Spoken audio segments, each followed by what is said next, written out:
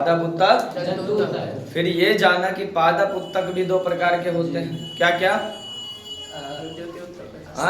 विभज्योतकी उत्तक और अस्थाई उत्तक। ये किसके प्रकार हैं? पादप उत्तक के। तो पादप उत्तक कितने प्रकार के? क्या क्या?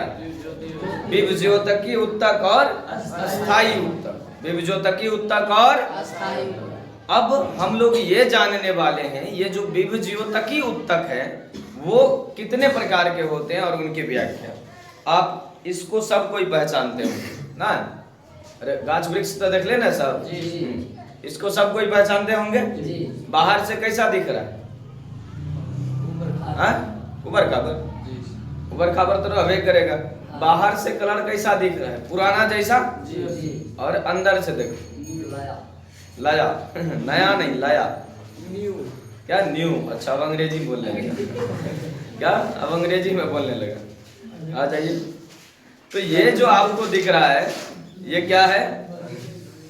वृक्ष की छाल ना, पौधे की छाल। इसमें दो तरह का आपको देखने को मिल। क्या दिख रहा है? वृक्ष की छाल। और इस छाल में क्या है? तो सीधा दिख रहा है, एक साइड एकदम जो है पतला पतला पतला एकदम दिख रहा है ना रे। और इसके अंदर पानी है हल्का ना है। इधर कहाँ पानी है?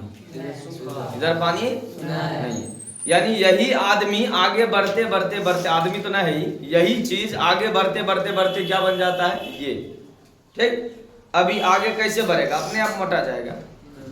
कुछ तो होगा ना बढ़ाने के लिए। हाँ, तो इसको बढ़ाने के लिए इसमें पाए जाने वाले टिश्यूज ना, इनमें पाए जाने वाले उत्तक हैं। इसको कौन बढ़ाएगा? तो इसको बढ़ाएगा इसका उत्तक। कौन बढ़ाएगा? अब इसको देखो तुम लोग, दिख रहा है सबसे ऊपर जिसको हम लोग टूसा कहते हैं, यहाँ है नहीं रे? देखो सबसे ऊपर ये है ना, ये किस कलर का है? हरा। लेकिन ये कभी इस ये जो दिख रहा है ये काला वाला है, ये कहाँ है? जो रे काला बुरा, ये जो है कभी ऐसा हुआ होगा, नहीं हुआ होगा?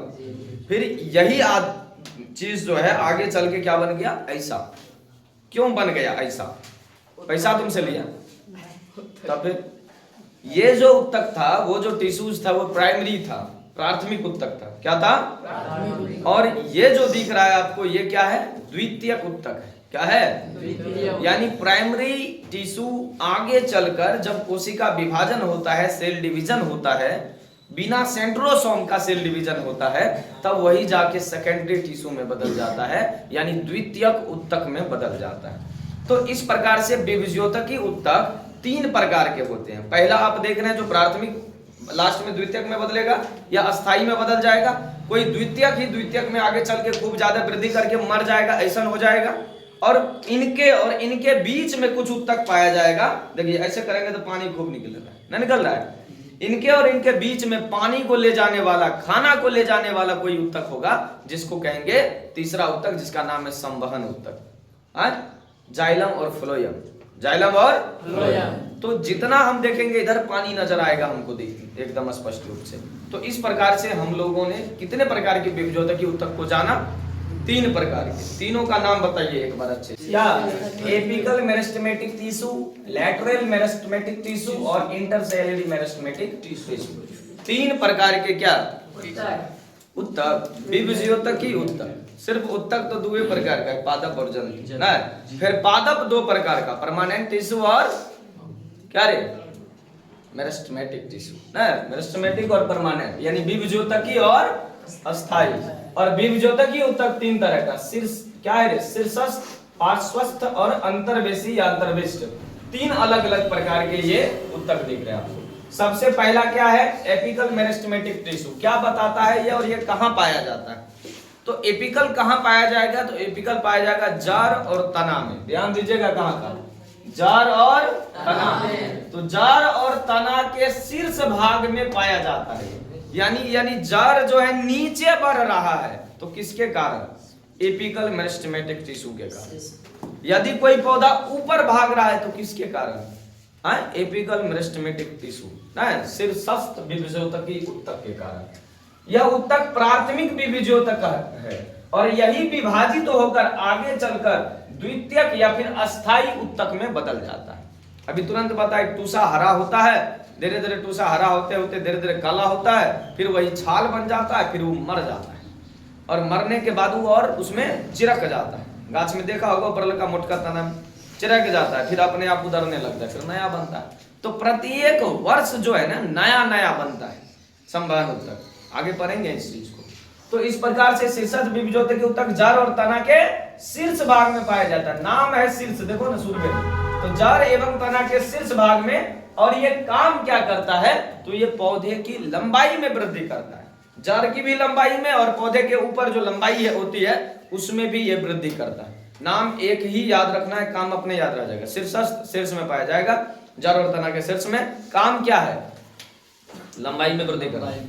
क्या, लंबाई में वृद्धि करना। उसके बाद देखो दूसरा क्या लिखे हैं, पार्श्वस्थ बीजोतकी उत्तक लैटरल मेरिस्टेमेटिक टिश्यू का हरे यह उत्तक जड़ और तने के, देखो नाम सब चीज वही है, जड़ और तना, यहाँ भी जड़ और तना, यहाँ शीर्ष भाग, लेकिन यहाँ क्या है, पार्श्व भाग।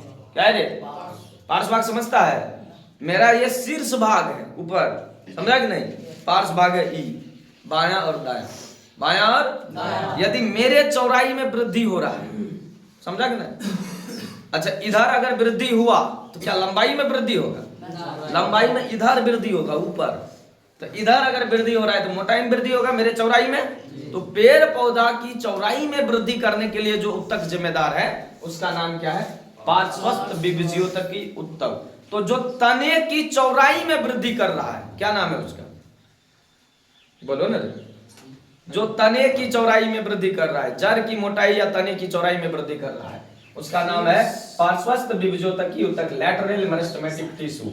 स्पष्ट लिखा हुआ है, देखो यहाँ जड़ एवं तना के पार्श्व भाग में द्वितीयक वृद्धि करता है ये, और एक चीज का निर्माण करता है जिसका नाम है संवहन उत्तक। क्या है, आगे पढ़ेंगे इसको, मिलेगा एकदम अच्छे से मिलेगा। अस्थायी उत्तक है ये संवहन उत्तक। क्या है, अस्थायी उत्तक में मिलेगा जाइलम और फ्लोएम। क्या पढ़ेंगे, जाइलम और फ्लोएम।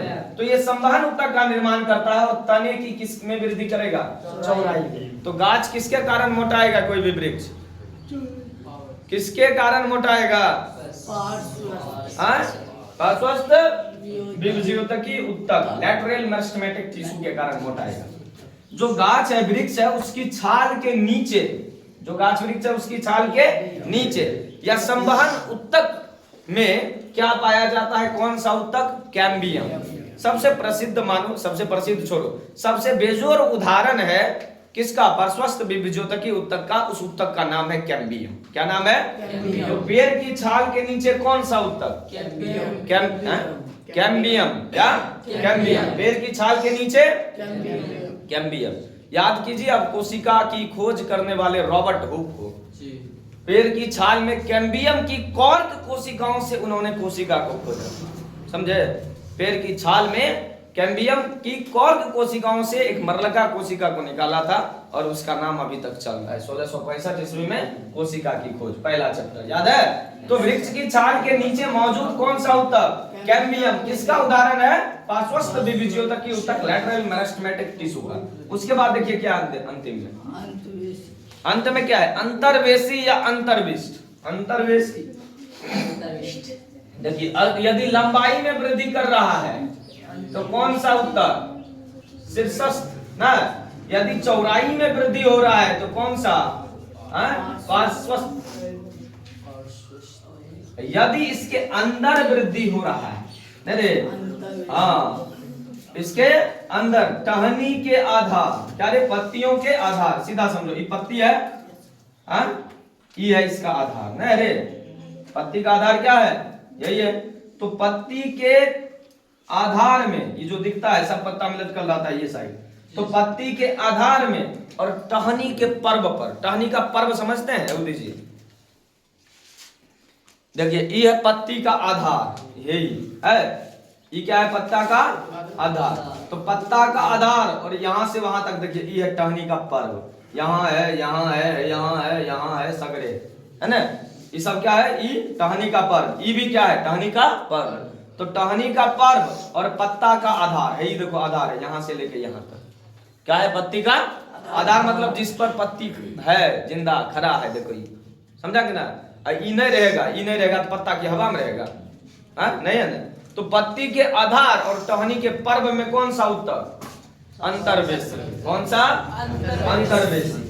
ये कौन सा उत्तक है? तो अंतर्वेशी या अंतर्वेशी कहलाता है जो अस्थाई उत्तक के बीच बीच में पाया जाता है। कहाँ पाया जाता है? अस्थाई उत्तक के बीच बीच में ये पाया जाता है। ये दोनों अब याद कैसे रखेंगे? 3 उत्तक है विभज्योतकी। पहला शीर्षस्थ जो लंबाई में वृद्धि करेगा, दूसरा पार्श्वस्थ जो चौड़ाई में वृद्धि करेगा, एक दोनों के बीच में पाया जाएगा, अस्थाई उत्तक के बीच में पाया जाएगा, जो पत्तियों के आधार और टहनी के पर्व में ज्यादातर पाया जाएगा। खत्म। 3 तरह का विभज्योतकी उत्तक। इसके बाद क्या होगा? अस्थाई उत्तक। तो अस्थाई उत्तक को फिर अच्छे से डिटेल से